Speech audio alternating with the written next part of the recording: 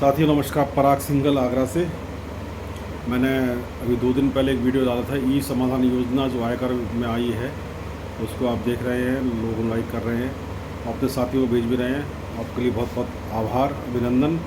और आज का विषय है जीएसटी पर रजिस्ट्रेशन का। केंद्रीय कर विभाग और राज्य कर विभाग, दो विभाग चल रहे हैं। केंद्रीय कर विभाग सेंटर का है और राज्य विभाग स्टेट का है। स्टेट में रजिस्ट्रेशन अप्लाई अगर चला जाता है तो वहाँ पे दिक्कत आती हैं, लेकिन इतनी दिक्कत नहीं आती जितना सेंटर में दिक्कत देखने को मिल रही है। कुछ साथी तो यहाँ तक कहते हैं कि यदि सेंटर से रजिस्ट्रेशन मिल गया तो ये समझ लीजिए आपने युद्ध में विजय पा ली। बहुत बड़ी बात कहते हैं। मैं भी कहीं हद तक सहमति रखता हूँ। मैं अपनी बात शुरू करूँ इससे पहले आपसे अनुरोध करूँगा कि पूरी वीडियो देखेंगे तो आपको आनंद आएगा और तथ्यों को जानकारी होगी। और अनुरोध ये भी है कि अपने साथियों को शेयर ज़रूर करिएगा, उससे पहले लाइक कर दीजिएगा, और जिन साथी ने अभी तक सब्सक्राइब नहीं किया चैनल को वो सब्सक्राइब कर दीजिएगा। साथियों, आपको याद ही होगा कि 1 जुलाई 2017 को केंद्र सरकार ने जीएसटी लागू किया और उसके पीछे कारण था ईज़ ऑफ डूइंग बिजनेस नीति जो है, पॉलिसी, उसको सरल करना। उसके अंतर्गत व्यापार प्रणाली को, व्यापार के कार्यों को, फॉर्मेलिटीज जो होती है डिपार्टमेंट के साथ में, वो सरल करना। इसके साथ में इसके अलावा जो है नंबर ऑफ डिपार्टमेंट्स की संख्या को भी कम करना, ये उद्देश्य था। और सबसे बड़ी बात, जीएसटी वो ऑनलाइन प्रक्रिया है। ऑनलाइन की प्रक्रिया रखी, इस प्रारंभ से ही की गई। प्रारंभ में बहुत दिक्कतें आई और अब दिक्कत जो आ रही है वो आ रही है रजिस्ट्रेशन की। सरकार दाव डालती है लोकल लेवल पे कि आप रजिस्ट्रेशन बढ़ाइए, क्योंकि रजिस्ट्रेशन होगा तो रेवेन्यू मिलेगा।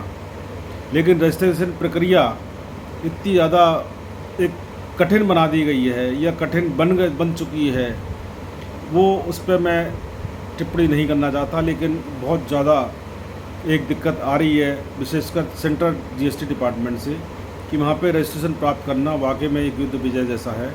जैसे व्यापारी आया, उसने व्यापार शुरू करना है, अपने एडवोकेट या प्रोफेशनल्स के पास आया, उसने डॉक्यूमेंट्स जो भी मांगे दिए और ऑनलाइन रजिस्ट्रेशन अप्लाई कर दिया। अब एप्लीकेंट को ये नहीं मालूम कि मेरा रजिस्ट्रेशन जो मैंने अप्लाई किया वो सेंटर में जाएगा या स्टेट में जाएगा। स्टेट में जाता है तो कोई दिक्कत नहीं, सेंटर में जाता तो आदमी फ़ौरन पैनिक हो जाता है, बहुत ही टेंशन में आ जाता है, क्योंकि उसको उस रजिस्ट्रेशन प्राप्त करने के लिए 30 दिन का इंतजार करना पड़ता है। उस पर भी श्योर नहीं हो पाता है कि रजिस्ट्रेशन मिलेगा या रिजेक्ट हो जाएगा। और ये भी देखा जा रहा है कि रजिस्ट्रेशन एप्लीकेशन फाइल होने के बाद में डिपार्टमेंट की ओर से, क्योंकि 30 दिन का टाइम निर्धारित है, उसमें 25 दिन बाद, 26 दिन बाद, 28 दिन बाद उसमें कोई क्वेरी आती है, ऑब्जेक्शन आ जाता है, क्योंकि 30 दिन का समय है और एप्लीकेंट के पास में जवाब देने का समय नहीं है ना। मतलब ये कहा जाए ना कि साहब वो तो रिजेक्ट होना ही होना है। अब उसमें जो ऑब्जेक्शन लाए जाते हैं उसके अंदर मैं देखता हूँ कि रूल 21 बहुत लोकप्रिय एक है, वो तुरंत लगाए थे, व्यापार के स्थल पर व्यापार नहीं पाया गया या व्यापार स्थल नहीं मिला, या साहब जो नंबर दिया था, मोबाइल नंबर दिया था, वो नंबर पिक नहीं हो रहा है, जबकि उस मोबाइल नंबर पे ओटीपी लगातार जा रहा है और प्रोसेस चालू है। क्योंकि आप जानते हैं कि मोबाइल नंबर या ईमेल पे ओटीपी जाता है तभी कोई फॉर्मेलिटी कंप्लीट हो पाती है, अदरवाइज़ ये नहीं कि मैंने बैठा बैठा कोई फॉर्मेलिटी कर दिया। तो साहब अब ये लगा दिया गया। अब मोबाइल नंबर, अब जैसे मेरे पे एक सुबह ही मेरे साथी हैं अंकुर गंगल अलीगढ़ के, उन्होंने सुबह फ़ोन आगे कि सर ये क्या है। 16 अगस्त को उन्होंने अप्लाई किया और 9 तारीख को एक ऑब्जेक्शन आया। ऑब्जेक्शन पढ़ कर सुना देता हूँ। Principal place of business address others is please specify physical verification report submitted by jurisdiction GST division is negative, having comments as all possible efforts were made to trace out the applicant and principal place of business.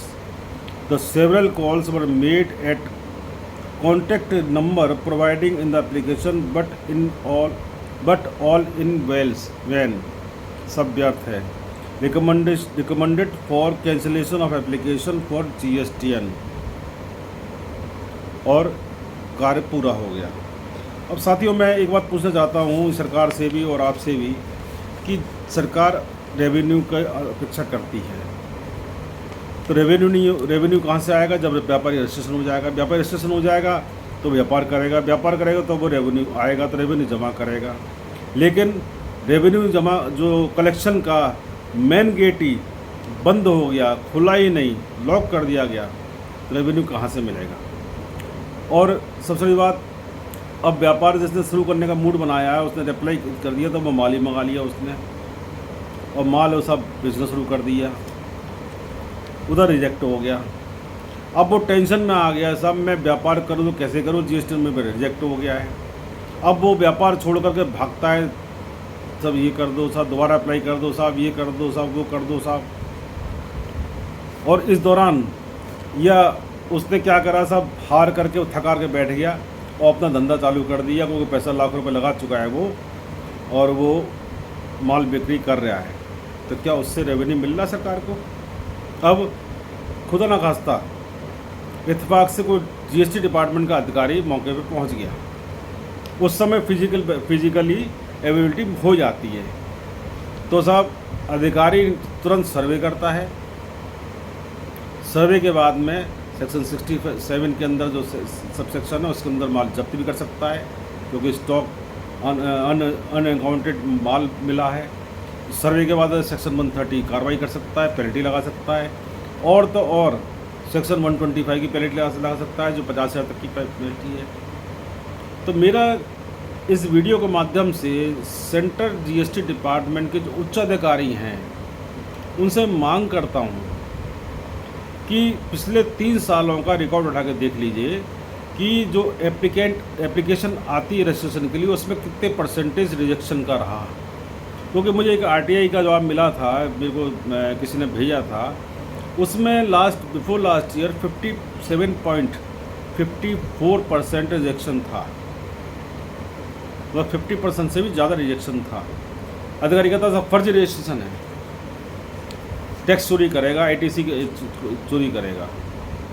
हो सकता है, मैं इसे deny नहीं करता हूँ, कर सकता है, लेकिन भाई क्या सारे फर्जी हैं? 57% जो सब फर्जी थे। अब इस मामले में कुछ रिकमेंडेशन दे रहा हूँ, संस्तुति दे रहा हूँ, या मैं सुझाव दे रहा हूँ कि दाखिल प्राप्तपत्र संस्थिति होना अनिवार्य। रिकमेंडेशन जैसे सेल टैक्स में थी, वैट में थी, कि एडवोकेट उसको रिकमेंड करता था और वो रजिस्ट्रेशन हो जाता था। ये नहीं कह रहा कि GST में, वो वैट में या सेल टैक्स में कर चोरी नहीं होती थी, केवल GST में ही हो रही है। लेकिन कहीं हद तक रोकने का प्रयास सरकार कर रही है और नए नए नियम ला रही है, लेकिन रजिस्ट्रेशन इस आधार पर ना देना अपना रेवेन्यू लॉस करना होता है। दूसरा, मान लो वो कमी पाई जाती है, अपलोडेड डॉक्यूमेंट्स हैं, उसमें सब कोई रह गया है, तो उसके लिए दुकान कर सकती है, भाई ये डॉक्यूमेंट रह गया, इसको लगा दीजिए आप। जैसे एक मामला आया था नोएडा का, मेरे मित्र कह लीजिए, बड़े भाई कह लीजिए, मित्रा शर्मा, तो मैंने कई बार रजिस्ट्रेशन बार रिजेक्ट हो रहा है, स्टेट का था मामला। तो उन्होंने एक बात कही कि देखिए, इसमें जो है बॉम्बे की फर्म है, इसने ब्रांच खोला नोएडा में। अब इस नोएडा ब्रांच में कौन इसको सुपरविजन करेगा? चपरासी होगा, या क्लरिकल स्टाफ होगा, या मैनेजर होगा, या मालिक स्वयं आके इसको मैनेज करेगा? जो मालिक तो वहाँ है, तो वो तो हफ्ते में 2 दिन 3 दिन आ सकता है। अब उसके लिए कोई ना कोई आदमी तो अपॉइंट करना पड़ेगा। तो अपॉइंट किया अगर आपने, तो उसका आधार कार्ड, पैन कार्ड, फ़ोटो, उसके जो सब तो आपको शो करने पड़ेंगे डिपार्टमेंट में। मैंने करवा दिए, तुरंत रजिस्ट्रेशन ग्रांट हो गया। तो ये भी तो हो सकता है कि आपको कमी दिखाई पड़ रही, तो आप इसको पूरा करा दीजिए। ये भी देखा जा रहा है कि बाहर के स्टेट के रजिस्ट्रेशन हो जाते हैं, और वो उसमें से 100% तो नहीं, 2-3% या 5% या 10% फर्जी हो रहे हैं, तो हर जगह होते हैं। लेकिन आप उसको रोकने का प्रयास कर रहे हैं, हम इसके साथ हैं, लेकिन इस आधार पे रजिस्ट्रेशन रिजेक्ट करना उचित नहीं लगता। इसके अलावा मेरा एक अनुरोध और है उच्च अधिकारियों से कि आप लोग रेवेन्यू कलेक्शन का समीक्षा करते हैं और बहुत टाइट रखते हैं, राजस्व हित होना चाहिए। मेरे देश का मामला है, मैं भी राजस्व के लिए हित में बोलना चाहता हूँ, बोलता हूँ और काम भी करता हूँ। लेकिन एक पॉइंट लेना चाहिए समीक्षा में कि how many numbers were application uploaded for the registration, और उसके संक्षेप में अगर दैट नंबर कितने परसेंटेज रिजेक्शन हुआ और रिजेक्शन का कारण क्या था।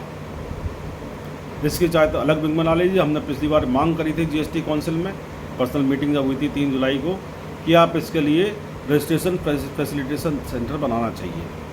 वहाँ एप्लीकेशन जाए, उसका वेरिफिकेशन हो, फील्ड ऑफिसर को अपॉइंट किया जाए, वो वेरिफिकेशन करेगा फिजिकली, जैसा भी प्रोविज़न है रूल में, एक्ट में, जैसा भी है, उसमें कोई आपत्ति नहीं है।